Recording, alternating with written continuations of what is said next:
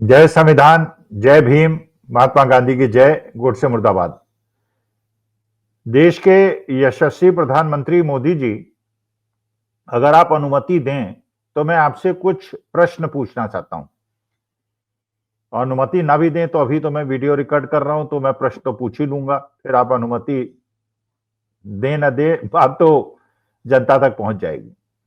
देखिए, मैं आपसे कुछ प्रश्न पूछना चाहता हूं। पहला प्रश्न मैं मोदी जी ये पूछना चाहता हूं, आपके समर्थक कहते हैं कि आप हिंदू धर्म के रक्षक हैं, तो कृपा करके मुझे ये बताइए कि इस बार को तो चलिए कुंभ संपन्न हुआ, इसके पहले जितने भी कुंभ हुए थे और जितने भी अर्ध कुंभ हुए थे और जितने भी माघ मेले हुए थे, उनमें से कितने माघ मेले में, कुंभ में और अर्ध कुंभ में आप स्नान करने गए थे? मेरा आपसे निवेदन है कि ये सारा, अगर आप उचित समझें तो ये सारे आंकड़े जनता के सामने प्रस्तुत करें, जिससे पता चले कि जो कुंभ के प्रति आपकी आस्था अचानक बढ़ गई है जब से आप देश के प्रधानमंत्री बने हैं, ये पहले भी ऐसी थी या अभी बढ़ी है? मतलब प्रधानमंत्री बनने से पहले आपको कुंभ में, गंगा स्नान में, संगम स्नान में आस्था नहीं थी और अब आस्था हो गई। यही माननीय अमित शाह जी से भी मेरा प्रश्न है। राजनाथ सिंह तो उत्तर प्रदेश के रहने वाले हैं, मुझे तो लगता है कि वो पहले भी कुंभ, अर्ध कुंभ और माघ मेले में उन्होंने स्नान किया होगा। लेकिन मोदी जी और अमित शाह जी, अगर आपने पहले कभी कुंभ में स्नान किया हो और कुंभ में स्नान किया हो तो कृपा करके उसकी जानकारी जनता तक देने का कष्ट करें, क्योंकि हमने देखा जिस प्रकार से आप पार्लियामेंट के अंदर आए और पार्लियामेंट के अंदर केवल कुछ देर के लिए आए, केवल कुंभ के बारे में बोचे, सभा आपने बधाई दी और कुंभ को एक राजनीतिक कुंभ आपने बना दिया, जबकि वो एक धार्मिक आयोजन होता है, हम सबके लिए श्रद्धा का केंद्र होता है, लेकिन आपने उसको राजनीतिक मुद्दा बना दिया। इस बार के कुंभ में पहली बार हमने ऐसा देखा, बचपन में भी कुंभ गया हूं, प्रयागराज का रहने वाला हूं, तो मैं कुंभ गया हूं, मैंने सन्यासियों के साथ बैठा हूं, उनकी ज्ञान की बातें सुनी हैं और बिल्कुल बच्चे और युवा की स्थिति में मैं वहां गया हूं।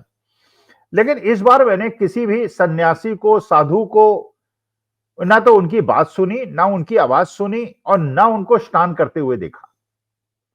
ना गरीब लोगों को स्नान करते हुए, भीड़ को तो स्नान करते देखा, लेकिन गरीब को स्नान करते नहीं देखा। लेकिन बड़े बड़े राजनीतिज्ञों को और हीरो हीरोइंस को और बड़े बड़े पूंजीपतियों को स्नान करते हमने जरूर देखा। तो ये स्नान जो था, ये देश की गरीब जनता का था, धार्मिक लोगों का था, या उन लोगों का था जो कि धर्म को राजनीति में यूज करते हैं, उनका स्नान था? पहले प्रश्न का उत्तर मेरे ख्याल से अगर मोदी जी आप उचित समझें तो मुझे दें। दूसरा प्रश्न यह है कि हम हिंदू ये मानते हैं कि गौ माता हमारी मां है और बचपन में भी हम यही गाते गाते बड़े हुए कि गाय हमारी माता है, हम दूध इसी का पीते हैं, इसके बछड़े के बल पर हम भारतवासी जीते हैं। ये बचपन से हमने पढ़ा और ये हमारे मानस के अंदर चला गया और हम ये मानते हैं कि गौ हमारी माता है। हम खैर उसका मूत्र तो नहीं पीते, जो पीने वाले हैं वो अलग श्रेणी के लोग हैं, वो आपके समर्थक ज्यादा है। हम लोग तो मां का दूध पीते हैं, मूत्र नहीं पीते।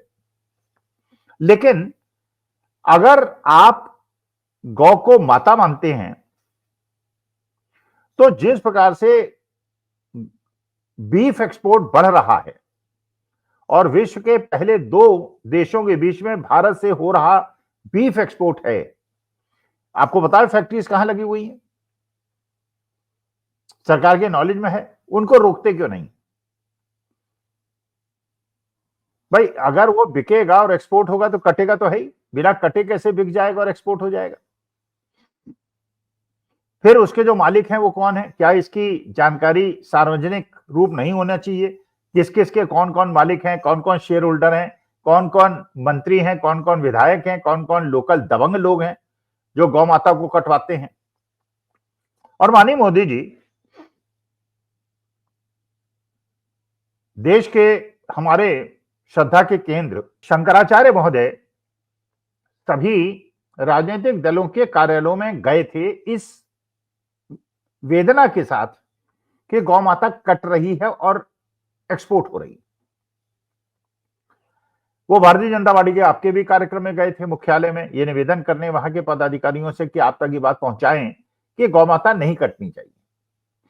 लेकिन वहां दिल्ली पुलिस ने उनको रोक दिया और उनको अंदर नहीं जाने दिया। इसका मतलब क्या है कि जो शंकराचार्य जी महाराज कह रहे हैं कि गौ हत्या बंद होनी चाहिए, क्या आप उसके विरोध में हैं? क्या हमारी भावनाओं से आपको कोई मतलब नहीं है? फिर शंकराचार्य महोदय ये भी कहते हैं कि वो समाजवादी पार्टी के कार्यालय में गए। समाजवादी पार्टी के कार्यालय में एक वरिष्ठ पदाधिकारी कार्यालय के बाहर निकला, उनके स्वागत किया और ये कहा कि हम आपके साथ पूरी तरह से हैं। हम गौ को माता मानते हैं और गौ हत्या बंद होनी चाहिए और इसका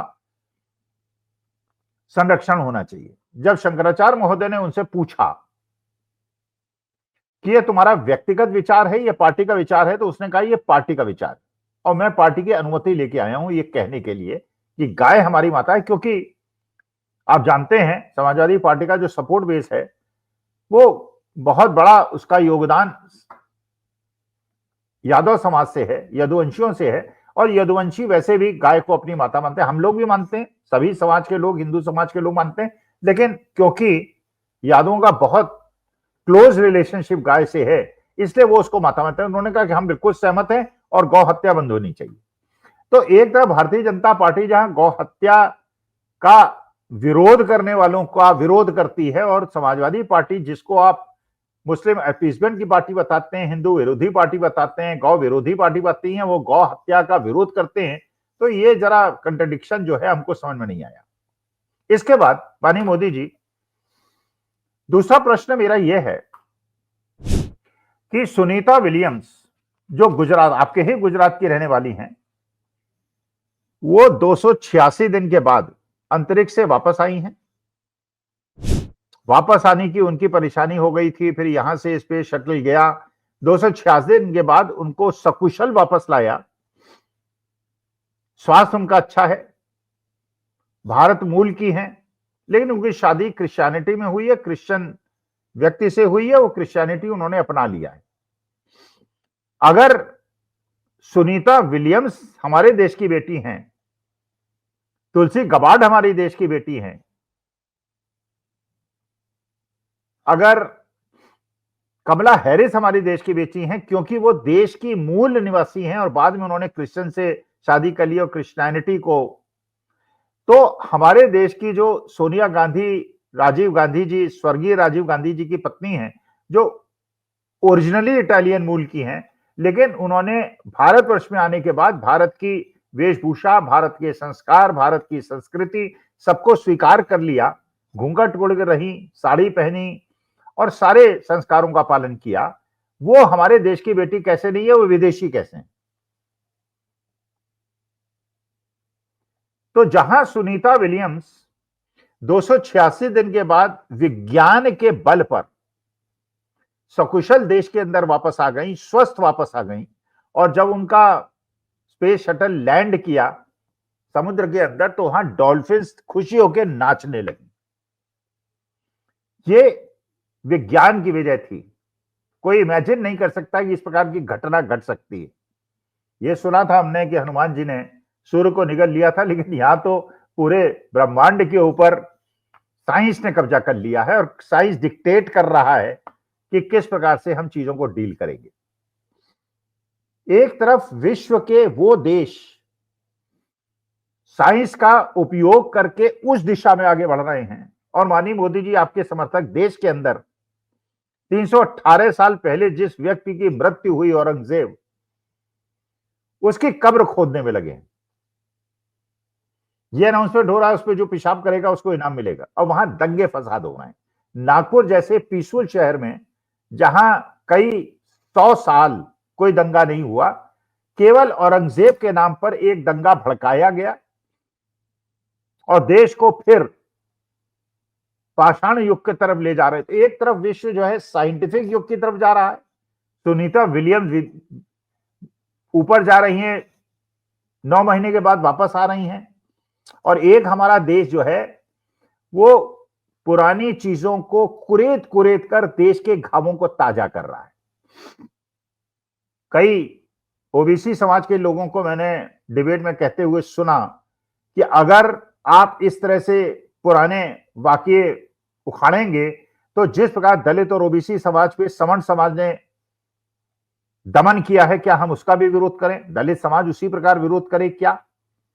अगर भगवान परशुराम ने क्षत्रियों का वंश किया था तो क्या क्षत्रिय समाज ब्राह्मणों का विरोध करे क्या? मतलब जो पुरानी चीजें हैं वो उस जमाने में जब इस प्रकार का काल था, इस प्रकार के युद्ध, इस प्रकार के विवाद हुआ करते थे। लेकिन आज के साइंटिफिक युग में 21st सेंचुरी में जब सुनीता विलियम्स अंतरिक्ष जा रही हैं और सकुशल 9 महीने के बाद वापस आ रहे हैं, उस समय इस प्रकार की दकियानूसी बातें और मूर्खतापूर्ण बातें करके मोदी जी, आपके समर्थक, विश्व को क्या संदेश देना चाहते हैं? को हमारे देश के अंदर कोई फॉरेन इन्वेस्टर इन्वेस्टमेंट क्यों करेगा, इंडस्ट्री क्यों लगाएगा, अगर उसको पता है ये एक ऐसा देश है किसी भी दिन उसकी फैक्ट्री के नीचे आके खुदाई कर सकता है और गौकशी के नाम पे हत्याएं कर सकता है, जबकि सरकार को पता है कि कौन कौन से गाय कहां कटती हैं, कौन एक्सपोर्टर्स हैं, कौन उसके मालिक हैं, ये सब सरकार की नॉलेज में है। लेकिन इसके बावजूद आप शंकराचार्य से आपके समर्थक मिलने नहीं देते, पदाधिकारियों से। आपने कब कुंभ और अर्धकुंभ में स्नान किया है उसकी जानकारी कृपा करके दीजिए, देश का सौभाग्य होगा। या आप अभी पिछले 10 साल से, जब से आप सत्ता में आए तभी से आपको कुंभ का महत्व समझ में आया, या उसके पहले आपने पाप नहीं किया था इसलिए आपने संगम स्नान नहीं किया, पिछले 10 साल में बहुत सारे कर लिए इसलिए स्नान किया है? तो मेरी जिज्ञासाएं हैं, मुझे क्षमा कीजिएगा, मैंने आपकी शान में कोई गुस्ताखी नहीं की, मैं आपका बहुत सम्मान करता हूं। प्रश्नों का जवाब दीजिएगा। नमस्कार, धन्यवाद और प्रणाम।